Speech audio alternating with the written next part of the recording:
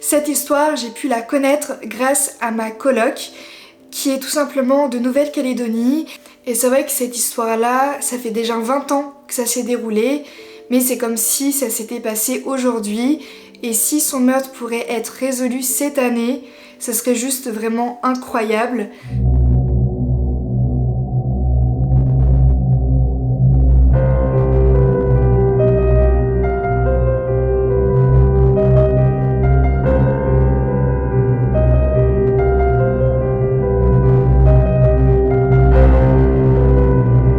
Mika Kusama est une jeune japonaise de 29 ans qui a quitté le Japon pour passer déjà 1 an en métropole et qui après a décidé d'aller dans les dom-toms pour voir cette fameuse île paradisiaque qui est la Nouvelle-Calédonie. Donc au mois de mai 2002, elle décide d'y aller.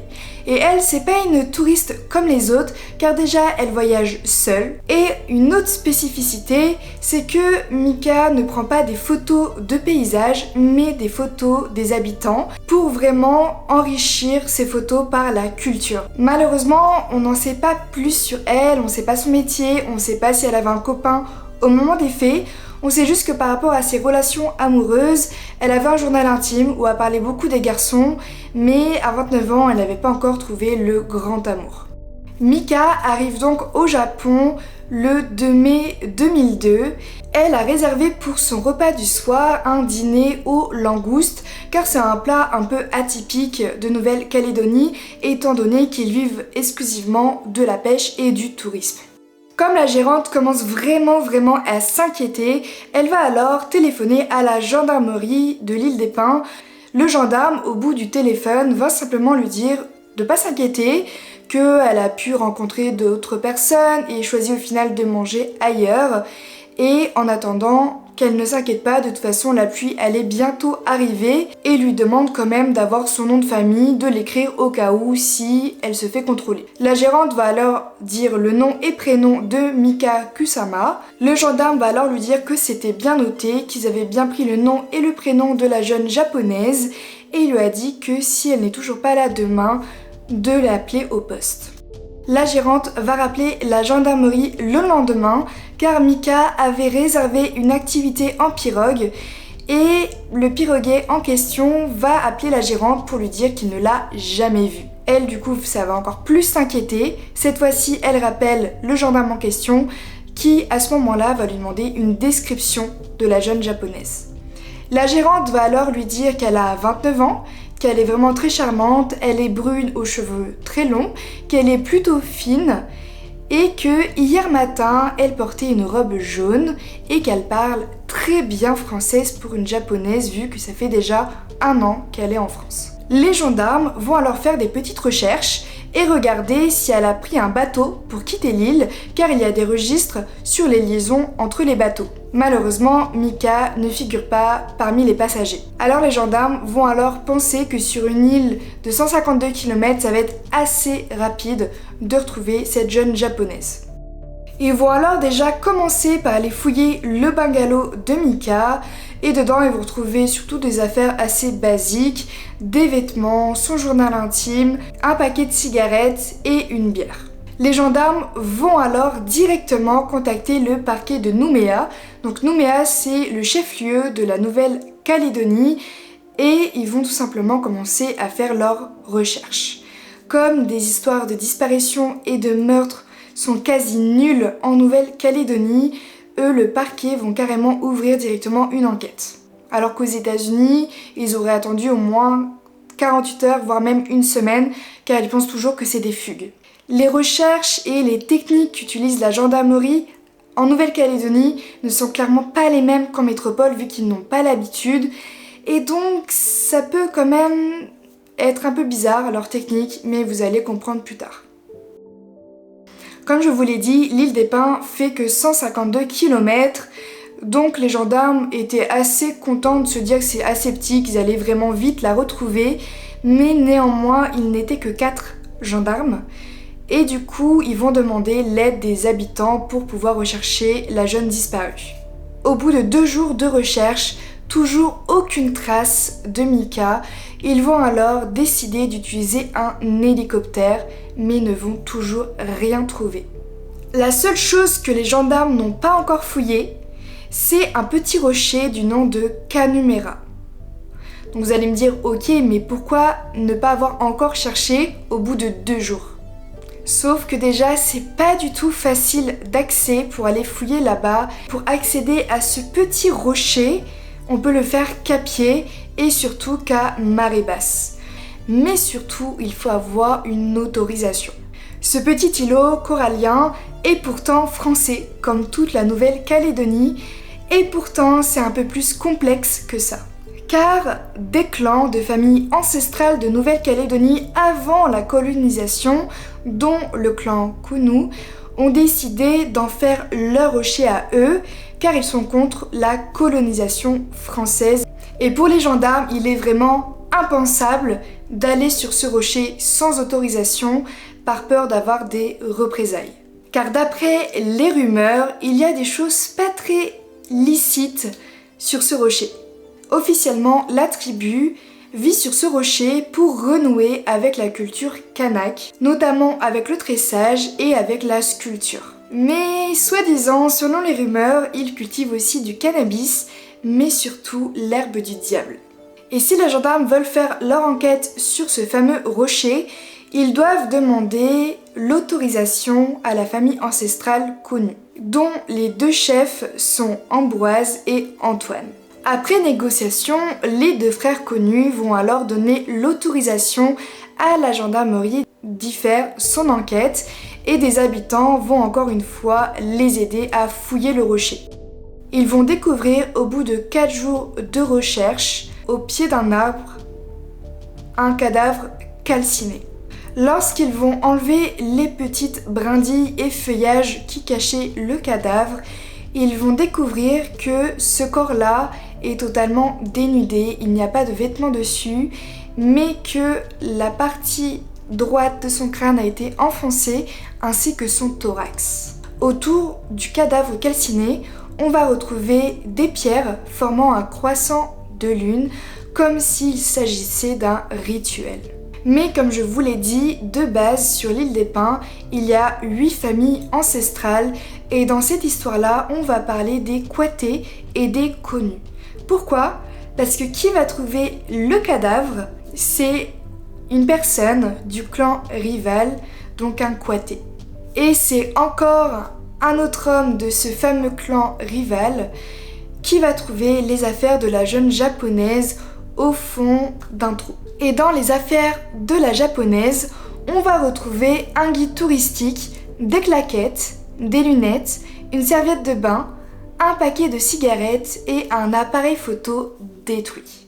L'autopsie ne va rien apporter de nouveau car le corps est beaucoup trop calciné, abîmé par le feu et aussi est trop en état de putréfaction, donc trop en train de pourrir pour savoir si elle était violée. Par contre, tout ce qui a pu écraser son crâne et aussi enfoncer son thorax, ce qui est sûr, c'est quelque chose, un objet ou une grosse pierre avec des arêtes dedans, comme une pierre corallienne. Par contre, petite précision, c'est que le clan Kounou n'a clairement pas participé aux recherches. Et une autre chose à savoir, c'est que Antoine a déjà été condamné pour viol, notamment sur son ex-petite copine, et que Ambroise, lui aussi, a déjà été condamné, notamment pour de la violence envers des touristes, comme son frère aussi Antoine, car quand quelqu'un, un touriste, montait sur leur rocher qui pour eux était sacré, là ça pouvait finir en bagarre, en dispute, et beaucoup de personnes sont passées sous leur poing. Pas mal de monde vont alors être interrogés pour en savoir un peu plus, savoir s'ils avaient croisé cette jeune femme. Et il y a un témoin qui va leur déclarer que le 2 mai au matin, vers 10h, il a vu Antoine et la jeune japonaise se promener main dans la main et que, un peu plus tard, il a vu Antoine avec la bague de la japonaise au doigt. Retenez bien cette histoire de bague. Évidemment, avec ce retour de cet homme-là, ils vont pas attendre ni une, ni deux, Directement, les gendarmes vont alors encercler la maison des connus et Ambroise, lui, va se rendre sans complications. Par contre, son frère Antoine, lui, va s'échapper, même s'il va rapidement être attrapé par un gendarme. Lors de leur interrogatoire, Ambroise, lui, ne va pas vraiment répondre aux gendarmes, mais par contre, il va raconter l'histoire de l'île des Pins, va raconter comment ses ancêtres vivaient et comment la France a colonisé ces terres. Et pour lui, sa famille et ses ancêtres ont déjà trop donné aux Français et du coup, il ne veut rien donner de plus et ne pas donner des informations aux gendarmes. Et quand le gendarme en question va lui demander son emploi du temps, Ambroise lui va rigoler et lui dire qu'une tribu n'a pas d'emploi du temps, qu'ils vivent comme ils le veulent, ils font ce qu'ils veulent quand ils veulent et du coup, il n'en a pas vraiment à donner. Après Ambroise, Antoine passe alors à l'interrogatoire devant les gendarmes aussi et lui, il va tout nier en bloc, il ne la connaît pas, il ne l'a jamais vue. Et surtout, quand on lui parle d'une fameuse bague, il va alors montrer ses gros doigts. Et c'est clair qu'en regardant les mains d'Antoine, il est impossible pour lui de pouvoir mettre la bague de la japonaise. Bague qui n'a même pas été retrouvée. Les gendarmes pensent vraiment avoir trouvé les assassins et vont en parler au juge. Et la juge en question va alors demander à un psychologue de venir analyser les frères pendant les interrogatoires.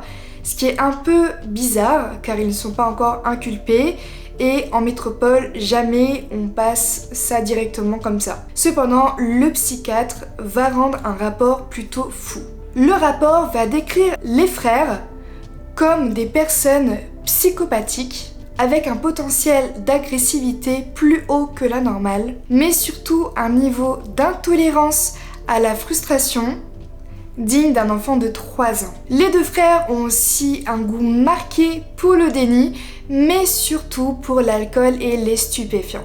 Les deux frères vont directement être jugés. Ils les mettent tous les deux en examen pour meurtre et les écrouent. Et le lendemain, petit rebondissement, encore un homme du clan rival, un Kouaté, va leur apporter l'arme du crime, soit 2 grosses pierres ensanglantée avec des arêtes dessus, donc une pierre corallienne. Et après analyse, c'était bien le sang de Mika qui avait dessus, mais on n'a pas trouvé d'autres ADN.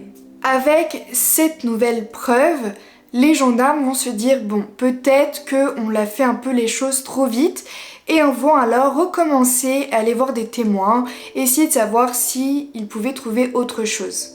Il y a pas mal de personnes qui vont rapporter avoir vu une japonaise avec un homme blanc aux cheveux très courts. Mais sur cette île-là, à ce moment-là, ils vont découvrir qu'il y a 2 couples de japonaises avec un homme blanc qui est leur petit ami. Et du coup, ils se disent que peut-être l'enquête est encore tournée dans un trou de lapin, un rabbit hole comme on dit en anglais. Cependant, les gendarmes, eux, vont se dire ok, on va pas tomber dans ce trou de lapin ou ce terrier, mais ils savent que sur l'île des Pins il y a une base militaire et qu'à ce moment-là il y a 80 militaires qui s'y reposent après une mission de 3 mois en Afrique. Ils décident donc d'aller voir le représentant, l'officier qui s'occupe de ces militaires-là, mais l'officier va alors leur répondre que aucun de ces militaires, de ces soldats, n'est sorti de la base depuis le 2 mai. Après avoir fait des petites recherches sur le corps de Mika et sur ses affaires, aucun ADN va être relevé à part celui de la japonaise. Et du coup, les avocats de la famille connue vont alors tout faire pour faire sortir les frères de prison. Sauf qu'après cette intervention des avocats, il y a seulement Ambroise qui va sortir car lui, comme c'est le chef de la tribu, il va avoir un meilleur avocat.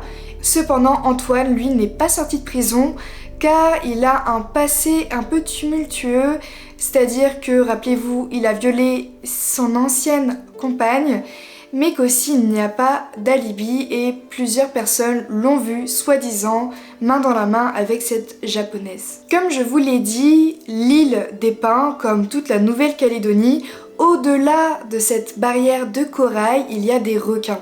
Et eux, ils sont habitués, ils ont vécu toute leur vie sur cette île, sur l'île des Pins, sur ce fameux rocher. Alors pourquoi ils n'auraient pas jeté le corps au requin plutôt que de laisser le cadavre sur le rocher et en plus de faire venir la gendarmerie, d'accepter qu'ils interviennent, qu'ils fassent des recherches alors que le corps aurait été déjà là. De plus, 4 jours sur ce petit rocher qui est vraiment extrêmement petit, alors que sur l'île des Pins qui est beaucoup plus vaste, ils ont mis 2 jours sans avoir de preuves, sans trouver de cadavre, alors que sur un petit rocher ils mettent 4 jours et enfin le clan rival va trouver un cadavre. 2 ans après, toujours pas d'autres suspects que les frères connus qui eux vont alors passer devant la cour d'assises. Le procès s'ouvre alors le 16 février 2004 à Nouméa et tout va commencer par un nouveau rebondissement. Les avocats de la défense vont alors dire que les 2 grands sacs poubelles qui sont les scellés avec les affaires de Mika n'ont jamais été identifiés, n'ont jamais été analysés et ces 2 grands sacs sont le premier, toutes les affaires qui ont été retrouvées dans son bungalow et le deuxième grand sac, c'est les affaires retrouvées sur la scène de crime. Et notamment, rappelez-vous, dedans, il y a un appareil photo avec des diapositives dedans et si on regarde ces diapositives, on pourra peut-être trouver l'assassin ou notamment ce qu'elle a pu photographier avant de mourir. Le greffier va alors ouvrir les sacs avec les indices et va voir qu'il y a notamment un petit échantillon de terre qui avait été découvert, qui avait été ramassé sous le cadavre de Mika Kusama, mais qui n'a pas non plus été analysé. Comme le procès n'a donc aucune preuve pour inculper les frères connus, les avocats vont avoir gain de cause et ils vont être relâchés. Les avocats vont alors demander d'avoir des informations supplémentaires et que tous les échantillons soient alors analysés.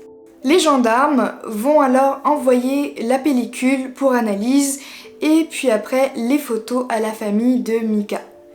Mais sa famille va alors rappeler les gendarmes français pour leur dire que c'était vraiment étrange parce que leur fille n'a jamais fait auparavant de photos de paysages mais plutôt des individus pour voir vraiment plus sa culture en images comme je vous l'avais dit précédemment car pour elle c'était le plus important. Et ils trouvent ça vraiment étrange, pourquoi elle aurait fait ça et ils pensent que ce n'est pas son appareil photo.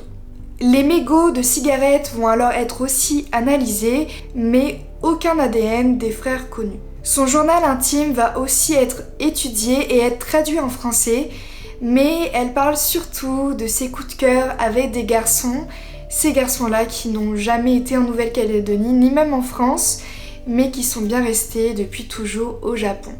Cependant, l'échantillon de terre qui avait été ramassé sous le cadavre de Mika va alors révéler une information importante. On va retrouver des particules d'accélérateur de feu et ce produit-là est vraiment le plus utilisé par des militaires.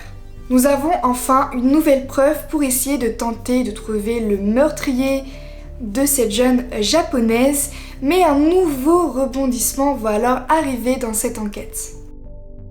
À ce moment-là, un témoin va alors parler d'un directeur de banque de Nouméa qui adore passer son temps au sport nautique sur l'île des Pins et notamment il est connu là-bas car il adore accoster les jeunes femmes et quand elles sont pas trop chaudes pour lui répondre, il devient très violent et c'est vrai que ça peut être un bon élément de départ.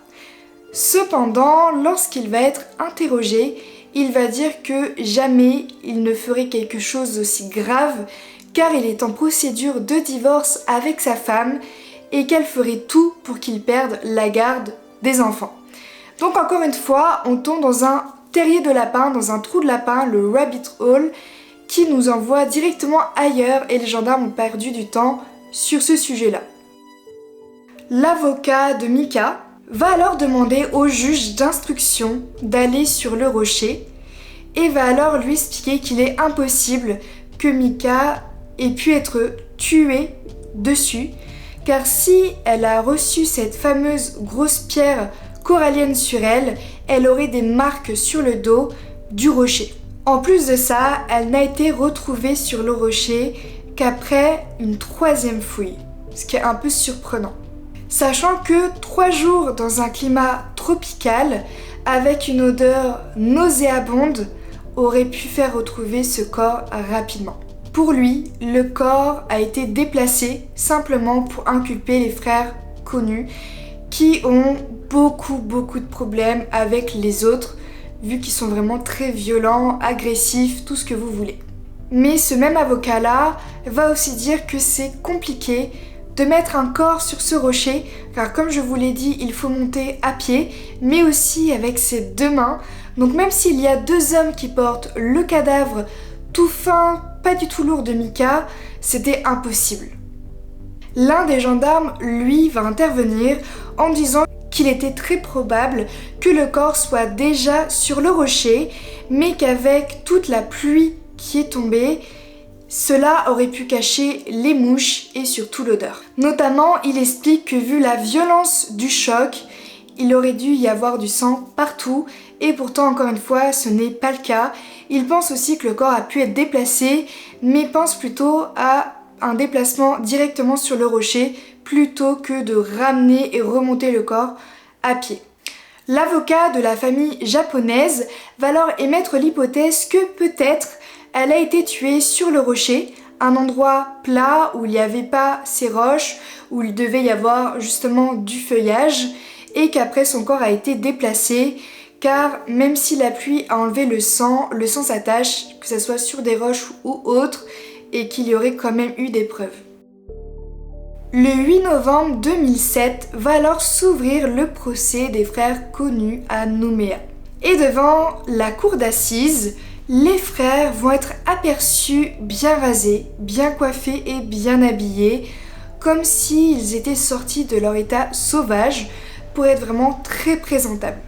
Néanmoins, lors du procès, les avocats sont déchaînés. Et quand le psychologue va venir donner son expertise sur les frères connus, en disant que ce sont des psychopathes et qu'ils ne savent pas contrôler leurs émotions dignes d'un enfant de 3 ans, les 2 frères vont devenir fous de rage et péter un câble. Et vous savez quoi ? Les personnes lors du procès qui regardaient attentivement ce débat entre les avocats, lorsque le psychologue a dit ça, ils ont rigolé de voir les 2 frères s'énerver. 3 semaines après le début du procès, Ambroise va être acquitté, mais Antoine, lui, va avoir 20 ans de réclusion criminelle. Et après délibération, Antoine va alors prendre 15 ans de prison au lieu de 20 ans. Mais cependant, le parquet va alors faire appel de la condamnation d'Ambroise et d'Antoine. Pendant ce temps, Antoine va alors rester en prison, mais comme le mandat de dépôt comporte des erreurs, Antoine va être libéré. Et en attendant leur procès en appel, les 2 frères vont alors chercher à créer une communauté pour les soutenir, notamment en créant une page de soutien sur Facebook, mais aussi en créant un site web. Et avec toutes ces demandes de soutien, ils vont alors attirer des artistes de Nouvelle-Calédonie et même du monde entier qui vont leur apporter leur soutien. Lors de ce procès, le médecin légiste va apporter une aide supplémentaire aux frères connus. Sur la scène de crime, il n'y avait pas de marque de sang. Pourtant, vu la violence des chocs entre le corps et ces pierres coralliennes, il aurait dû y en avoir vraiment énormément. Ce qui a donné l'élément déclencheur qui a tout simplement fait sortir, encore une fois, les frères de ce fameux procès en étant acquittés tous les 2. Et au vu de cette annonce-là, le clan connu explose de joie. Ils sont vraiment très contents de la conclusion de ce procès. Mais alors, on peut pas finir l'histoire comme ça sans savoir qui a tué Micah. Le 14 juin 2021, l'avocat de la victime, donc de la famille Kusama, va alors être interviewé pour qu'il donne son avis car lui est toujours sur l'enquête pour la famille, pour savoir qui a tué la jeune japonaise et il va alors raconter pas mal de choses à Ondelat. Et comme je sais pas si je peux vous faire passer ce petit passage là, j'ai décidé de vous résumer ce qu'il dit dedans. Il explique alors, comme je viens de vous le dire dans la vidéo, qu'il y a pas mal de clans rivaux sur les 8 familles ancestrales de l'île des Pins et notamment les plus grands rivaux sont les Konu et les Kwaté. Donc les Konu qui eux ont été inculpés pour meurtre puis après libérés et les Kwaté qui eux ont trouvé toutes les preuves, comme par hasard. Rappelez-vous de l'histoire de la bague, car un témoin a vu Mika avec Antoine se promener en journée et puis après avoir vu Antoine avec cette fameuse bague à la main. Cependant, Mika avait bel et bien une bague qui n'a jamais été retrouvée et la famille a expliqué que c'était une bague qu'elle avait avec sa meilleure amie, mais elle ne la portait que en soirée et à l'index. Comment cette bague aurait pu être aperçue par un témoin en journée alors que Mika la portait qu'en soirée? Cette bague-là n'a jamais été retrouvée ni au Japon, ni dans les affaires de Mika, dans les scellés. Et cette bague-là, dites-vous que le témoin en question, ayant vu Antoine avec ce bijou, a décrit parfaitement la bague en disant que c'était un simple anneau avec un petit diamant dessus. Alors certes, vous allez me dire que c'est une bague assez classique, assez standard, mais il avait quand même une chance sur 100 de la décrire parfaitement et de parler d'une bague qui ne sortait qu'en soirée et qui n'a jamais été retrouvée. L'avocat de la victime va alors parler que ce témoin est vraiment très étrange, mais il garde évidemment le nom dans sa poche pour pas le divulguer, pour pas lui faire peur. Mais il sait très bien qu'Antoine n'aurait jamais pu porter une bague comme ça, car c'était impossible qu'elle rentre sur ses doigts. Encore une fois, il ajoute que si c'était les frères connus, très clairement, le corps de Mika n'aurait jamais été retrouvé car il aurait été dévoré par les requins. L'avocat va alors expliquer à Ondelat pendant cette interview-là qu'il a déjà un sacré dossier sur ce fameux témoin et qu'il a envoyé son dossier à l'avocat général et au procureur de la République avec le nom du témoin dedans. Il explique même sa théorie et ses preuves. Quand les gendarmes ont fait leurs recherches sur le rocher, il n'y avait rien. Et c'est que lorsque le corps calciné a été retrouvé par les rivaux, qu'ils sont alors montés et ont alors trouvé la scène de crime. Assez étrange. Notamment, quelque chose que je ne vous ai pas dit, c'est qu'au départ de ce rocher a été retrouvée une empreinte de semelle de chaussures de la marque Cat. Vous savez, c'est des sortes de grosses bottes un peu militaires. Et justement, ce fameux témoin-là porte exclusivement des bottes Cat. Ce témoin-là en question a en plus de ça été connu par les gendarmes, mais les gendarmes n'ont pas creusé dedans, car lors de l'enquête, le médecin-chef de l'hôpital psychiatrique de Nouméa avait donné une liste de suspects étant schizophrènes et qui pourrait être le meurtrier. Cette liste ne comportait que 5 noms, et dans ces 5 noms, le deuxième est ce fameux témoin. Cependant, le verdict importe la famille de la victime, tout simplement car pour eux, les gendarmes et la justice française a donné corps et âme pour retrouver qui a pu tuer leur fille, ce qui est totalement différent si leur fille avait disparu aux États-Unis, par exemple. Comme je vous l'ai dit, ils auraient peut-être moins donné sur cette enquête-là et surtout attendu beaucoup plus de temps, alors que là, à Nouméa, en Nouvelle-Calédonie, comme les meurtres, les disparitions sont tellement rares, dès qu'il y a une histoire, ils y vont directement dedans. La théorie la plus probable, selon l'avocat de la famille qui a déposé, rappelez-vous, un dossier au procureur de la République, il connaît parfaitement le rocher. Pourquoi ? Parce que déjà, premièrement, il a fait partie du clan du Rocher, rebelle avec Ambroise, qui du coup c'est un peu mal fini car il s'est mis à dos les deux frères et vraiment il ne pouvait plus les voir et les détestait au plus profond de lui. Mais pendant qu'il était dans ce clan-là, il a vécu sur le rocher, il savait où était le trou, le seul, le plus profond de ce rocher pour cacher les affaires de Mika, mais également il vit depuis toujours sur l'île des Pins, donc il connaît très bien l'île des Pins, il connaît très bien le rocher. Et rappelez-vous, il a des problèmes de schizophrénie et il a aussi des chaussures 4. Mika a bien été tué sur ce fameux rocher par ce témoin-là. Et justement, pas loin de cette découverte du cadavre, il y avait un arbre qui, à mi-hauteur, avait reçu des projectiles de cailloux, que Mika a été tué devant cet arbre-là, où la zone était vraiment plate. C'est pour ça que Mika n'a rien du tout comme trace dans le dos.